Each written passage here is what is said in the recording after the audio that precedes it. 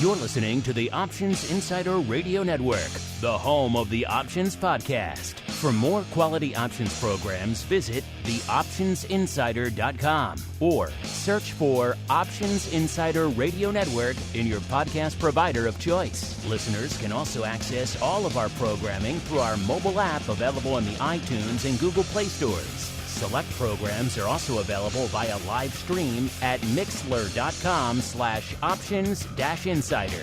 That's mixlr.com/options-insider. Don't forget to follow along with your favorite programs and submit your own questions for the hosts at twitter.com/options, stocktwits.com/options, facebook.com/theoptionsinsider, or via questions at theoptionsinsider.com.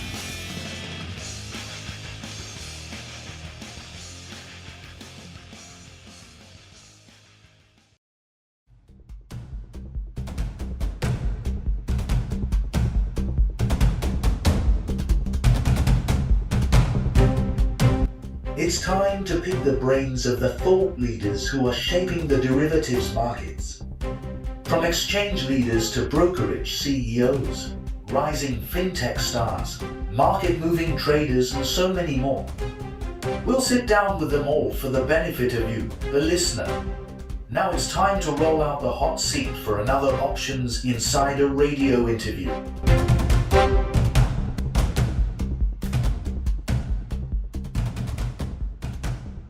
All right, everybody. That music means we are back once again here. The producers, merciless on my throat, listeners. They don't care. No rest for the wicked. Throwing me right back into the fray after already putting 2 shows in the can. But you know what? That's what we do here for you on the network, listeners.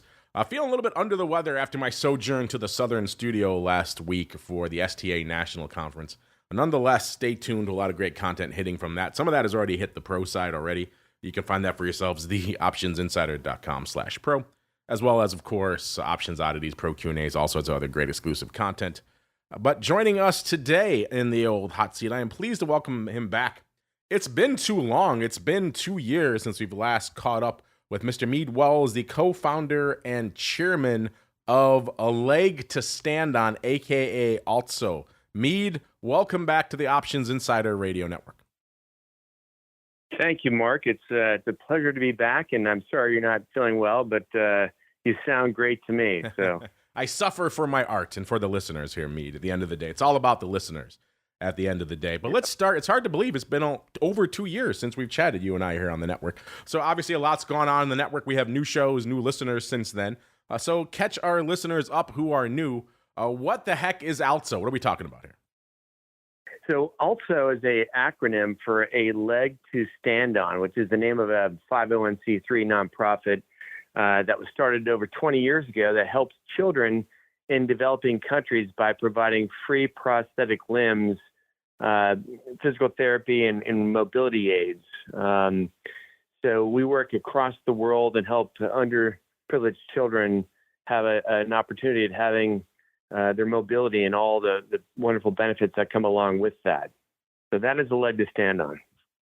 Yes, also, listeners, I am privileged to have been to several of their events in the past. I am planning, as long as whatever I'm running with here doesn't knock me down for a little bit, I am planning to go to the event next month as well. But a lot to get to, and obviously let's start with the big dog, the elephant in the room, which is Rocktoberfest, coming up fast and furious, Mead. Let's start in New York first before we get to the one true time zone here in Chicago. What's going on October 10th in New York City, sir?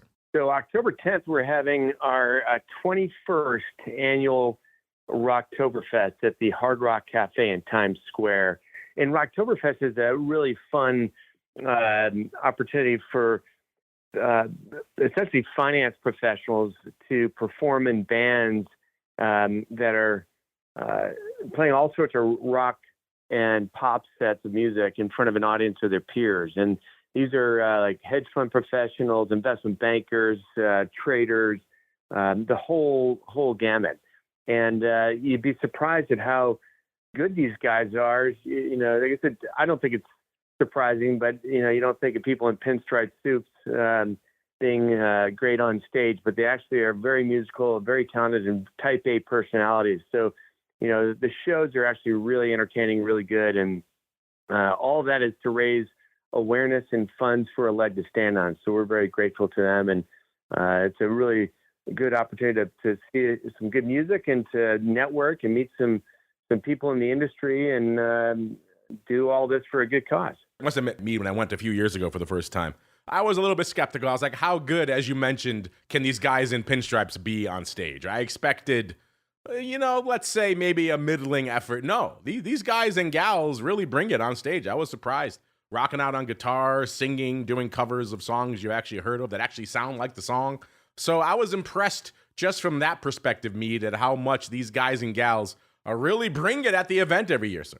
Yeah, it's fun to see that, and you get all the major press out there, the CNBC, New York Times, Wall Street Journal. All these guys are out there with the reporters kind of covering the event. So it feels kind of like a big thing, even though you may not know who these guys are. Some of these guys can be with very large hedge funds and very high-profile names. We've actually had a number of CNBC celebrities playing bands, everyone from Tim Seymour to Steve Leisman and various others that will jam, and it's really great. So I can't encourage people enough to come out and participate. The event in New York is on the 10th of October, as you mentioned, and then for those that are in Chicago, we have our event on the 16th at the House of Blues, which is we've done it there once in the past, but the last several years, as you know, we've had it at the City Winery. So the House of Blues is going to be a fun kind of back to the old school, rock kind of blues performance halls. Yeah, I'm very excited about the change of venue. City Winery is fine, but sometimes when those bands get rockin' Mead, it's hard to hear the person you're talking to. House of Blues is a much bigger venue. You won't have that problem over there. Also, much more, I think, associated with just the rock scene than City Winery. City Winery is a good venue as well, but I was excited to see that. Let me just run that down again really quickly for our listeners on the East Coast. If you're going to be anywhere near NYC on October 10th, listeners, get in there. It is the Hard Rock Cafe. $300 to get in the door to support, again, some great kids out there. You're going to buy some great prosthetics for these kids. We'll get into those in a second. You get 5 hours of music. So if you just come in for the music, you get 5 hours of music on 2 stages, plus a dinner and open bar. What more can you ask for out there, listener? Then let's fast forward to the real event, Mead. The one everyone's really waiting for, right? Which is, of course, Chi-Town. New York's fine. It's okay, I guess. But, everyone's coming to the dance for the Chi-Town event. That is on October 16th. I am pleased to say I will be there, listeners, as well as perhaps some of our listeners out there. We'll get to that fun in a second. So October 16th, as we just mentioned, in the House of Blues. So right here in the heart of downtown Chicago. If you've been to Chicago, you know where the House of Blues is. $250, again, 5 hours of music on 2 different stages, dinner and open bar. A great networking event as well if you want to just catch up with people in the space and see what different people are working on in a variety of different areas, all brought together by that common interest of helping to support ALTSO. Then I heartily recommend you check it out there on October 16th. But we talked about the 2 events, Mead. Now let's get into a little bit about what we're raising money for. When I come in and I pay my $250 in Chicago for the House of Blues event, where is that money going to? So that goes to help cover the cost of prosthetic limbs for children. It goes to help for covering the cost of appropriately fitted wheelchairs, for braces, for the rehab and the services, because as children grow, you can appreciate that, a prosthetic limb is going to need to be adjusted in order to adapt to the height of the child. And then furthermore, these children are in developing countries. The terrain can be pretty tough on the limbs, so they need to be repaired and fixed. So all those costs are covered with the donations that are provided through Rocktoberfest, and any donation that's made directly to a leg to stand on their website. But we're operating. A leg to stand on is operating in over 11 different countries, and we partner with local organizations that are diligent heavily to make sure that they are reliable, credible, and providing a quality of care that is going to be commensurate with what we would expect as a New York City-based nonprofit. And we leverage off of their existing kind of infrastructure, and we augment that through the provision of the prosthetics and the orthotics, which are braces. And we're in places like Afghanistan, Bangladesh, Cambodia, India, Indonesia, Somaliland, Romania, Pakistan, Nepal, Laos. I mean, it's just, so we're really deep in with many of these countries. And the impact is really profound, because it's not just the child that you're helping. In many cases, these children, because of their lack of mobility, they're dependent upon the parents to help them, get to school or get dressed, move around. They can't really play sports. If they're in an area where there's the threat of danger, it could be in an area that could be prone to flooding or avalanches or earthquakes, that type of thing, or, God forbid, a military area. They can't remove themselves from danger. So they're fully dependent upon a parent or someone else to assist with a lot of their daily functions. If you think about a child that's missing arms, everything they do, whether it's brushing their teeth or going to the bathroom, they need to rely on someone else to assist them. So, you don't think about the impact until you really spend time and understand how great it is. It's not just the mobility, which is an extraordinary thing because it breaks the poverty cycle. It helps to allow for independence, access to education, access to exercise, and even sports. And then down the road, access to employment. But what we often don't realize is that the impact of what we do in many cases is much more profound from an emotional standpoint, because children want to be like everybody else. A child does not want to stand out in a crowd, particularly if it's not positive. I mean, positive attention is always welcome, but it's the negative attention that nobody wants. And when you've got a disability, and unfortunately in many of these countries, they're not taught the social graces that we are taught in the West, and therefore they're stared at. And that's a hard thing as a child, to be walking down the street and having somebody kind of staring at you, and they don't look away.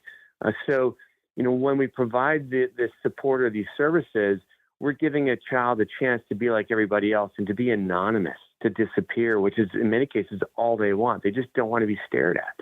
So often, that gets overlooked, and it's really important to emphasize how much that helps these children emotionally. And of course, the physical side of it is self-explanatory. Yeah, something we've touched on in the past, but I think we can't really stress enough. Obviously, everyone thinks of prosthetics. They think of the physical support, allowing them to stand and walk and play and go to work and have a life and all the things that you get from having a functional limb again.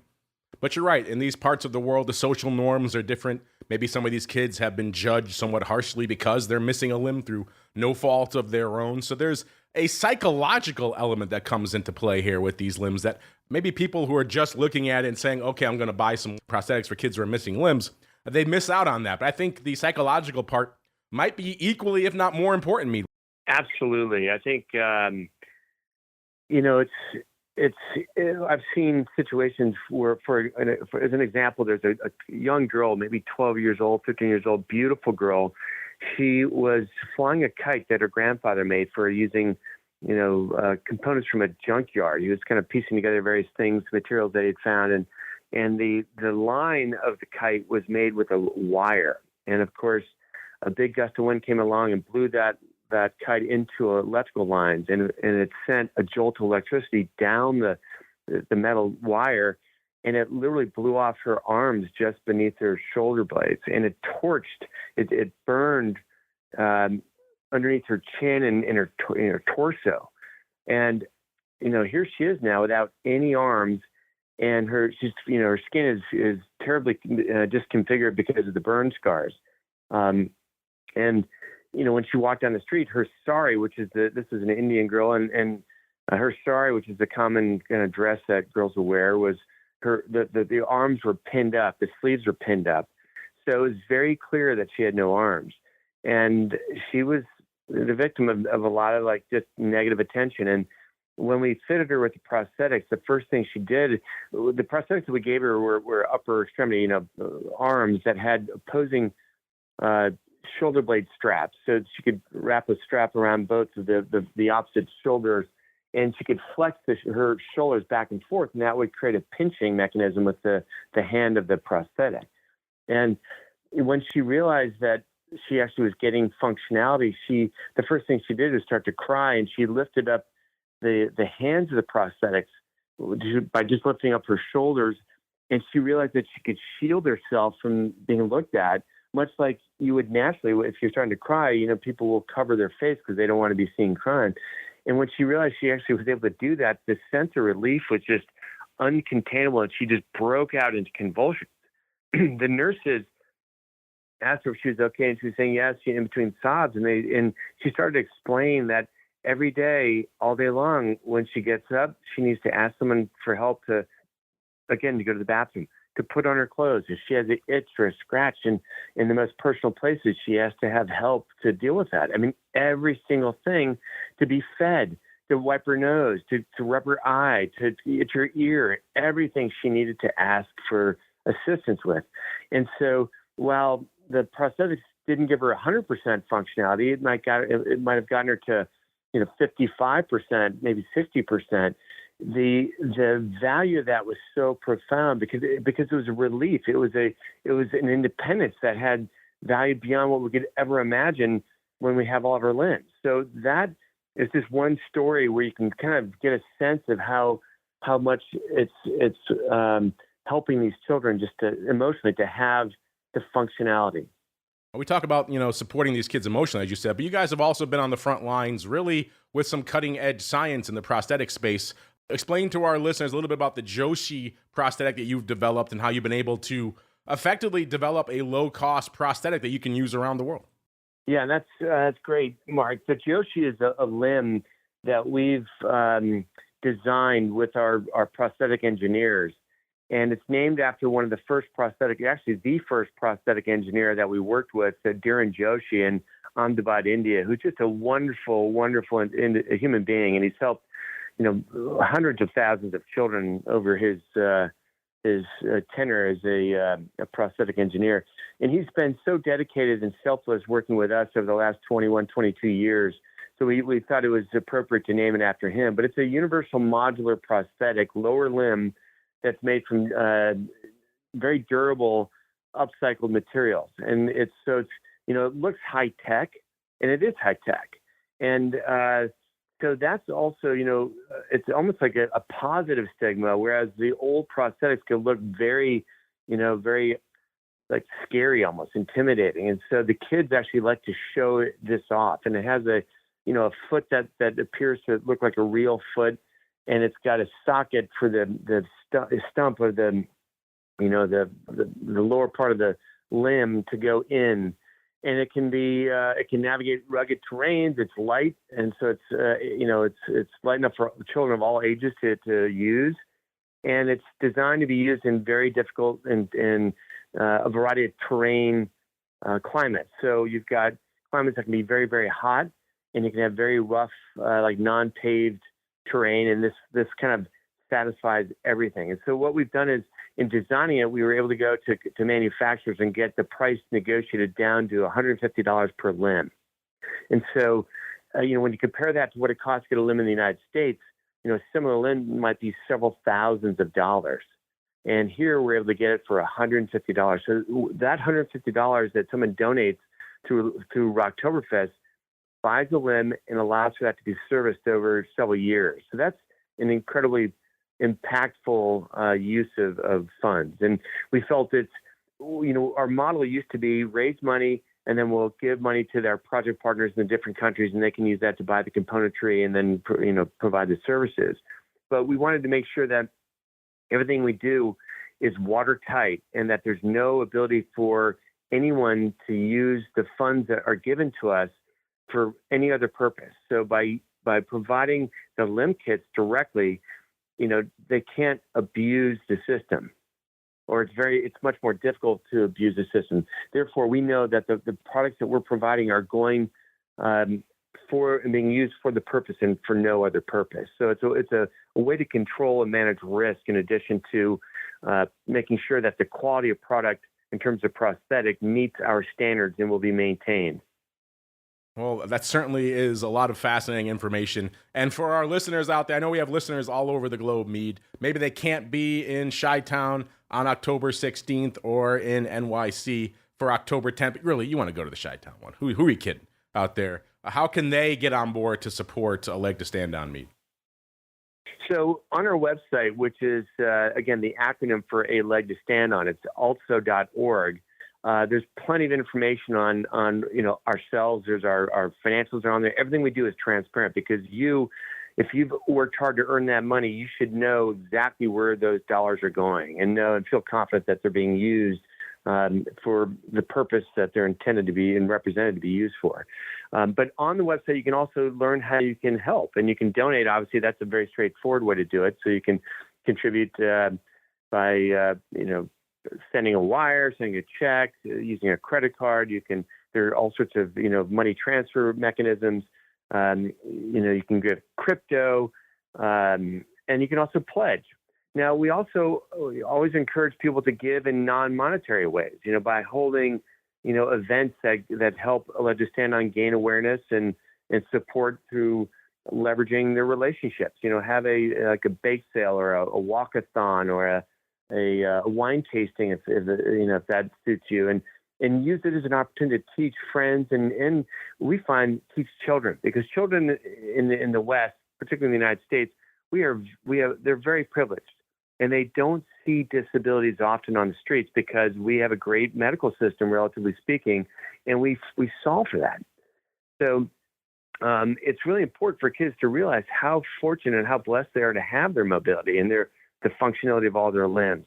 So giving them an opportunity to see, and we have thousands of pictures on our website of the children that we've helped. There's a little story about them, and it really personalizes it. So it's a very valuable way to teach children and make them understand how lucky and blessed they are to have been born here and had the access to the medical services and care and opportunities. So we welcome if people have ideas and they want to do something in cooperation with us.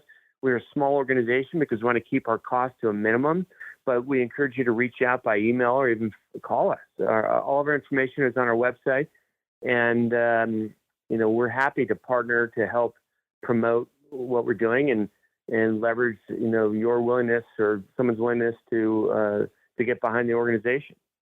Speaking of being fortunate, Mead, you and your team have been kind enough to offer 2 tickets for our listening audience out there, which is fantastic. So we'll put together something, listeners. You'll see it soon. Keep an eye on it in the pros and on social media. We'll come up with a good way to distribute those tickets. So you folks can go sample the Chi-Town event. When you go, I want to see you folks out there supporting the silent auctions and everything else. It's a good event. It's a great cause at the end of the day. But Mead, thank you very much for doing that for our audience. One last thing. When we chatted a couple of years ago, you were just in the nascent period of starting to take crypto donations as well. I'm curious, is that still the case? How's that endeavor going? So crypto, I think, is kind of its own animal, and we can take it. You have to contact us to discuss how we'll have it transferred. But we were working with a program before that was taking it, but they were charging fees after a certain level, and so we wanted to make sure that we reduce those expenses. But you can certainly call us, and if you want to donate crypto, we'll work together with you to make sure that that's done. And of course, everything that's donated, whether it's in crypto or in cash or a credit card or however the donation is made, even if it's in kind, if someone's got wheelchairs and they want to donate those, those we have to make sure logistically that can be managed. But everything that's donated, you will receive a receipt for that, which will evidence that it's 100% tax deductible. So we are a 501c3, and any contribution that's made or any donation is going to be fully tax deductible. There you go, listeners. That was ALTSO.org, ALTSO.org. That, of course, stands for A Leg to Stand On. The 2 dates coming up, October 10th in New York City, October 16th for the cool kids here in Chi-Town. I will be at the latter event. Sounds like a couple of you at least will be as well. It's a great event. Go support a great cause and listen to some great music. It's a win-win, Mead. How can you lose, sir? You can't lose. You can just have a lot of fun. So I strongly encourage everyone to come out. And there are also some really super sponsors. Just again to give people an idea of the kinds of organizations that support us. It's organizations like the CME and ICE and other major firms. So I think it's a really super way to network. ADM Investor Service has been a huge sponsor. There's just all sorts of great organizations. So it's an opportunity to meet and greet and celebrate doing good for others. There you go, a leg to stand on. ALTSO.org, the place to go to kick the tires and light the fires. I hope to see you there in the Chi-Town event. That is going to do it for us on the network today. I don't think my voice can handle much more, listeners. 3 shows today. That was a lot, but don't worry, we're back at it tomorrow. No rest for the wicked. I will be beaming in from the SIBO, I believe, for the option block. And then after that, for this week in futures options with our friends over there at CME. Friday, of course, volatility views. And then once more for all the pro folks on options oddities. Then we're back again on next week. Man, the interview content is coming fast and furious. So stay tuned for next week when we have another great Options Insider Radio interview session. Stay safe out there. You're listening to the Options Insider Radio Network, the home of the Options Podcast. For more quality options programs, visit theoptionsinsider.com or search for Options Insider Radio Network in your podcast provider of choice. Listeners can also access all of our programming through our mobile app available in the iTunes and Google Play stores. Select programs are also available via live stream at mixlr.com/options-insider. That's mixlr.com/options-insider. Don't forget to follow along with your favorite programs and submit your own questions for the hosts at twitter.com/options, stocktwits.com/options, facebook.com/theoptionsinsider, or via questions at theoptionsinsider.com.